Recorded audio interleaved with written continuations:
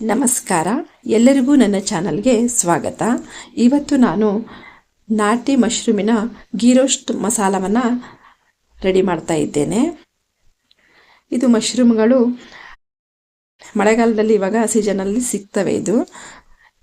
ಇದರಲ್ಲಿ ಬಿಳಿದು ಮತ್ತು ಕಪ್ಪುದು ಅಂತ ಸಿಗತ್ತೆ. ಇವಾಗ ನಮಗೆ ಸಿಕ್ಕಿರೋದು ಕಪ್ಪು ಅಣಬೆಗಳು.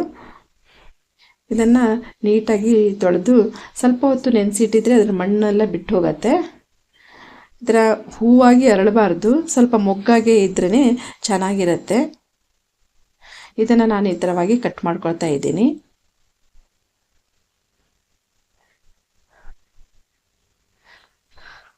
ವೈಟ್ ಮಶ್ರೂಮ್ಗಿಂತ ಇದು ಬ್ಲ್ಯಾಕ್ ಆಗಿರೋ ಮಶ್ರೂಮಿಗೆ ಒಳ್ಳೆ ಟೇಸ್ಟು ಅಂತ ಹೇಳ್ತಾರೆ. ನಾನು ಇದಕ್ಕೆ ಮಸಾಲೆಗೆ 1 ದೊಡ್ಡ ಸ್ಪೂನಷ್ಟು ಧನಿಯಾ, ಅರ್ಧ ಸ್ಪೂನಷ್ಟು ಜೀರಿಗೆ, ಅರ್ಧ ಸ್ಪೂನಷ್ಟು ಬಡೆ ಸೊಪ್ಪು ಮತ್ತು ಕಾಳು ಮೆಣಸು, ಸ್ವಲ್ಪ ಮೆಂತ್ಯ ಮತ್ತು ಸಾಸಿವೆಯನ್ನು ತೊಗೊಂಡಿದ್ದೀನಿ. ಅದನ್ನು ಚೆನ್ನಾಗಿ ಸಣ್ಣ ಉರಿಯಲ್ಲೇ ಫ್ರೈ ಮಾಡಬೇಕು. ಕಲರ್ ಚೇಂಜ್ ಆಗುವವರೆಗೂ ಫ್ರೈ ಮಾಡ್ಕೊಳ್ಬೇಕು. ಈಗ ಒಂದು 10 ಮೆಣಸಿನಕಾಯಿಯನ್ನು ನೆನೆಸ್ಕೊಂಡಿದ್ದೀನಿ ಮತ್ತು ಗೋಡಂಬಿ ಒಂದು 5-6 ಗೋಡಂಬಿಯನ್ನು ನೆನೆಸ್ಕೊಂಡಿದ್ದೀನಿ. ಮಿಕ್ಸಿ ಜಾರಲ್ಲಿ ನಾನು ಅದನ್ನು ಫಸ್ಟು ಧನಿಯಾ ಎಲ್ಲ ಪೌಡ್ರ್ ಮಾಡ್ಕೊಂಡಿದ್ದೀನಿ. ಅದಾದಮೇಲೆ ಹಸಿಯಾಗಿರುವ ಇದನ್ನು ಸೇರಿಸಿದ್ದೀನಿ.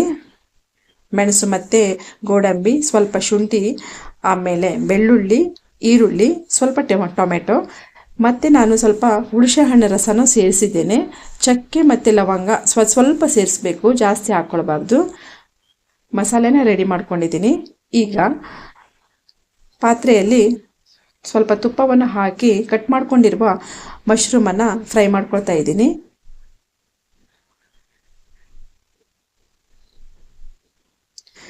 ಇವಾಗ ಅದು ನೀರು ಬಿಟ್ಕೊಂಡು ಫ್ರೈ ಆಗಿದೆ. ಅದು ಇವಾಗ ಬೆಂದಿದೆ. ಅದನ್ನು ನಾನು ಸೈಡಲ್ಲಿ ಇಟ್ಕೊಳ್ತಾ ಇದ್ದೀನಿ. ಇವಾಗ ಅದೇ ಪಾತ್ರೆಯಲ್ಲಿ ತುಪ್ಪ ಹಾಕ್ಕೊಂಡಿದ್ದೀನಿ. ಈಗ ಕರಿಬೇವನ್ನು ಹಾಕ್ಕೊಳ್ತಾ ಇದ್ದೇನೆ. ಕರಿಬೇವು ಫ್ರೈ ಆದಮೇಲೆ ರುಬ್ಕೊಂಡಿರುವ ಮಸಾಲೆಯನ್ನು ಸೇರಿಸ್ತಾ ಇದ್ದೀನಿ.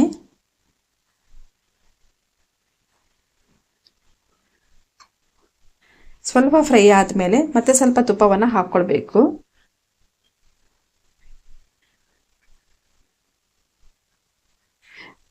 ಪಾತ್ರೆಯಿಂದ ಅದು ತಳದಿಂದ ಬಿಟ್ಕೊಂಡು ಬರಬೇಕು, ಅಷ್ಟು ಫ್ರೈ ಆಗಬೇಕು ಮಸಾಲೆ, ಇಲ್ಲ ಅಂದರೆ ಟೇಸ್ಟಾಗಿ ಬರೋದಿಲ್ಲ. ಎಲ್ಲ ಫ್ರೈ ಆದಮೇಲೆ ಇವಾಗ ನಾವು ಆಲ್ರೆಡಿ ಬೇಯಿಸ್ಕೊಂಡಿರುವ ಮಶ್ರೂಮನ್ನು ಇವಾಗ ಸೇರಿಸ್ತಾ ಇದ್ದೇನೆ. ಈಗ ರುಚಿಗೆ ತಕ್ಕಷ್ಟು ಉಪ್ಪನ್ನು ಸೇರಿಸಿದ್ದೇನೆ ಮತ್ತು ಸ್ವಲ್ಪ ಬೆಲ್ಲವನ್ನು ಸೇರಿಸ್ತಾ ಇದ್ದೀನಿ. ಈಗ ಈ ಥರವಾಗಿ ಬಿಟ್ಕೊಂಡು ಬರಬೇಕು ಪಾತ್ರೆಯಿಂದ ತಳ, ಅವಾಗ ರೆಡಿಯಾಗಿದೆ ಅಂತ. ಅದಕ್ಕಿಂತ ಮುಂಚೆನೇ ತೆಗೆದರೆ ಸ್ಮೆಲ್ಲು ಚೆನ್ನಾಗಿ ಬರೋದಿಲ್ಲ. ಇವಾಗ ಗೀ ರೋಸ್ಟ್ ಮಸಾಲ ಸವಿಯಲು ಸಿದ್ಧವಾಗಿದೆ. ವಿಡಿಯೋ ಇಷ್ಟವಾದರೆ ಲೈಕ್ ಮಾಡಿ, ಶೇರ್ ಮಾಡಿ ಹಾಗೂ ಸಬ್ಸ್ಕ್ರೈಬ್ ಮಾಡಿ. ಇಷ್ಟೊತ್ತು ನನ್ನ ವಿಡಿಯೋ ನೋಡಿದ್ದಕ್ಕಾಗಿ ಧನ್ಯವಾದಗಳು. ಮುಂದಿನ ವಿಡಿಯೋದಲ್ಲಿ ಸಿಗೋಣ.